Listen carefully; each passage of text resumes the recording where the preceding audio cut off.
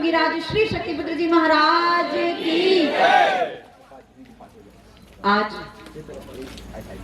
हरियाली अमावस का पावन दिन, पावन पर्व, साथ ही सोमवती अमावस का दिन।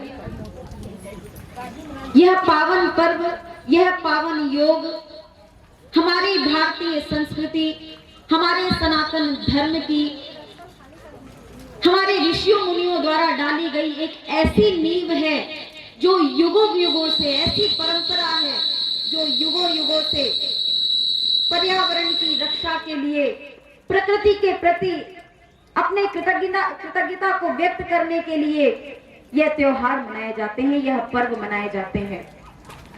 हमें यह ज्ञान हमारे ऋषियों मुनियों ने दिया कि प्रकृति से आप कितना कुछ लेते हैं।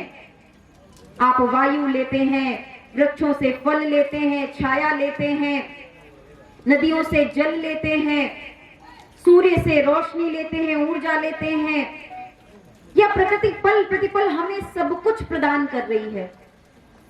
हम कुछ भी करके इस प्रकृति के दिए हुए चीजों का ऋण नहीं चुका सकते, मगर निश्चित रूप से यह प्रकृति जो हमें जीवन प्रदान करती है, इसके प्रति, इसके लिए, इसके संरक्षण के लिए, इसके संवर्धन के लिए यदि हम 2 कदम भी अपने आगे बढ़ा सकें, हम कुछ छोटा सा भी ऐसा प्रयास कर सकें जो इस प्रकृति को संरक्षित करने के लिए, संवर्धित करने के लिए उस पर अपना योगदान सब कर सकें, तो यह मान लीजिए कि आपका मानव जीवन पाना निश्चित रूप से धन्य हो गया। और मानव जीवन को और कैसे श्रेष्ठ बनाया जा सके, पर्यावरण की रक्षा के साथ साथ मानवता की रक्षा कैसे की जा सके, इसका ज्ञान भी परम पूज्य योगीराज श्री शक्तिपुत्र जी महाराज ने हम आप सभी को प्रदान किया कि कैसे हम अपने जीवन को सत्य धर्म की दिशा की ओर बढ़ा करके, सत्य धर्म के मार्ग पर चल करके, अपने ऋषियों मुनियों के मार्ग पर, अपने सनातन संस्कृति के मार्ग पर चल करके हम कैसे अपने मानव जीवन से मुक्ति पथ की ओर आगे बढ़ सकते हैं। जीवन तो हर कोई जीता है, मृत्यु कब किसकी आ जाएगी किसी को पता नहीं, कुछ भी निश्चित नहीं है, अगला क्षण जीवन का है भी या नहीं किसी को भी ज्ञात नहीं। तो अपना जो भी समय हमारे जीवन का शेष हमारे हाथों में बचा हुआ है, हम प्रयास करें कि अपने हर एक पल का उपयोग करें, सदुपयोग करें, समाज के निर्माण के लिए, मानवता की सेवा के लिए, धर्म की रक्षा के लिए और राष्ट्र की रक्षा के लिए अपने जीवन को 2 कदम आगे बढ़ाने का प्रयास करें। और इसके लिए गुरुदेव जी ने सबसे पहले कहा कि आपको बड़े बड़े काम करने की आवश्यकता नहीं है, एक छोटा सा प्रयास जो आप अपने घर से कर सकते हैं। नित्य प्रतिदिन प्रातः काल उठ करके अपने घर में एक ज्योत जलाइए, माँ के नाम की ज्योत जलाइए। घर में आप साधना कीजिए। साधना कैसे करनी है, पूजा कैसे करनी है, यदि आपको नहीं जानकारी हो तो भगवती मानव कल्याण संगठन के यहाँ बहुत कार्यकर्ता रहते हैं, आप उनसे पूछिए कि ऐसी कौन सी साधना परम पूज्य गुरुदेव जी बताते हैं जिसको आप करके आपके जीवन में इतनी शांति और संतुलन आपको प्राप्त हुआ है। यदि फिर भी आप कुछ नहीं कर सकते तो माँ और ओम का उच्चारण कीजिए। नित्य प्रतिदिन 15 मिनट संकल्प के साथ प्राणायाम के लिए निकालिए। प्रातः काल उठ करके अपने बच्चों को भी साधना के लिए बढ़ाइए, क्योंकि बच्चे ही आपका भविष्य हैं और उनको संस्कार देना माता पिता का कर्तव्य है। आप सब कुछ करते हैं बच्चे के लिए, खेती किसानी बढ़ाने का काम करते हैं, अपना व्यापार करने का काम करते हैं, आप जो भी कार्य करता है उसमें दिन रात लगे रहते हैं। किसके लिए कर रहे हैं? अपने बच्चों के लिए कर रहे हैं। पर वही बच्चे यदि गलत रास्ते पर चले गए, यदि नशे के रास्ते पर चले गए, यदि अपराध के रास्ते पर चले गए, यदि व्यभिचार के रास्ते पर चले गए, तो आप कितना भी कुछ कर लेंगे वह सब धरा का धरा रह जाएगा, किसी काम नहीं आ पाएगा, या तो वह नष्ट कर देगा, व्यर्थ कर देगा आपके प्रयासों को। इसीलिए गुरुदेव जी ने कहा है कि आप अपने परिवार के लिए, अपने बच्चों के लिए धन अर्जित कर सको या न कर सको, प्रयास करो, अच्छी बात है, मगर धन से पहले धर्म को महत्व दो। अपने बच्चों के अंदर धर्म को स्थापित कर दो, फिर वह अपने जीवन में स्वयं आगे बढ़ जाएंगे। और धर्म पर चलने के लिए गुरुदेव जी ने बताया है, एक सशक्त विचारधारा गुरुदेव जी ने दी है, उस विचारधारा पर अपने जीवन को बढ़ाने का प्रयास करें।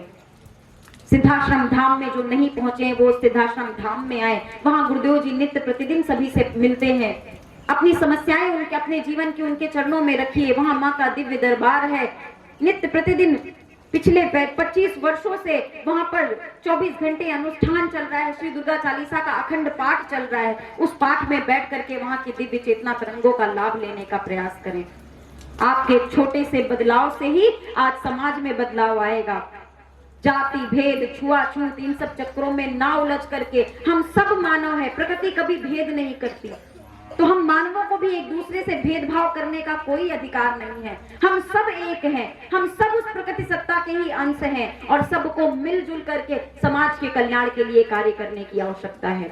घर में साधना करें, दूसरों को प्रेरित करें और सबसे जरूरी बात जो हमारा लक्ष्य है, जो परम पूज्य गुरुदेव जी ने बताया है कि आप अपने जीवन को यदि कुछ बदल पाओ ना बदल पाओ, सबसे पहला अपना एक संकल्प ले लेना कि आप अपने जीवन में नशा मुक्ति का संकल्प ले लेना। किसी भी तरह से अपने जीवन को नशे के मार्ग पे मत ढकेलो। सब कुछ बर्बाद हो जाता है नशा करने से, शरीर बर्बाद होता है, परिवार में अशांति फैलती है।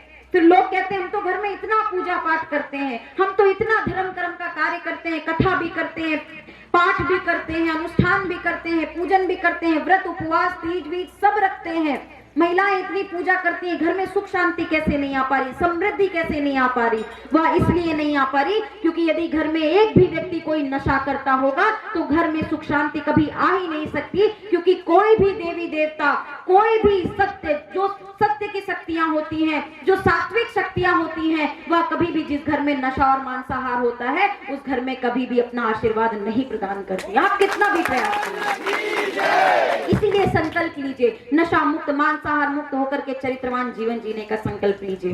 बहुत अच्छा लगा आज आपके गांव के बीच में आकर के, आप सभी से मिल करके, आप सभी का प्रेम और स्नेह पा करके, आप जिस प्रकार से हमारे लिए बाहर निकल करके आए, स्वागत किया आप लोगों ने, आप सभी के स्वागत भावों का मैं हृदय से सम्मान करती हूँ और आप सभी के मंगलमय भविष्य की कामना करती हूँ। आपका जीवन सुख शांति समृद्धि से परिपूर्ण हो, आप सदैव सत्य धर्म के मार्ग पर आगे बढ़ते चले जाएं। परम पूज्य गुरुदेव जी का आशीर्वाद आप सभी को प्राप्त हो और गुरुदेव जी ने इस ग्राम में उपस्थित अपने समस्त चेतना अंशों को और माँ के भक्तों को और ग्राम वासियों को अपना पूर्ण आशीर्वाद प्रदान किया है। और आज जैसा कि हरियाली अमावस का पर्व है, मैं आप सभी से चाहूंगी कि आप अपने गांव में, वैसे तो आप करते ही रहते हैं मगर फिर भी आज का दिन शुभ का कहा जाता है। आज के दिन किया हुआ दान पुण्य, नदियों में किया हुआ स्नान, यदि नहीं है तो गंगा जल ही थोड़ा सा अपने ऊपर छिड़क लें, इन सब चीजों का बहुत बड़ा प्रभाव पड़ता है। ग्रह योगों के अशुभ प्रभाव जीवन में नहीं पड़ पाते। हमारा प्रकृति के प्रति श्रद्धा बनी रहती है और प्रकृति के प्रति जिसकी श्रद्धा होगी, जो प्रकृति के लिए करेगा, प्रकृति की उसके लिए क्या क्या करेगी इसकी आप कभी कल्पना भी नहीं कर सकते। आप सभी यूं ही मुस्कुराते रहिए, खुश रहिए, हमारा आपका साथ यूं ही बना रहे और इन्हीं सभी शुभकामनाओं के साथ एक बार पुनः यहाँ पर उपस्थित समस्त भाइयों बहनों को जय माता की, जय गुरुदेव की।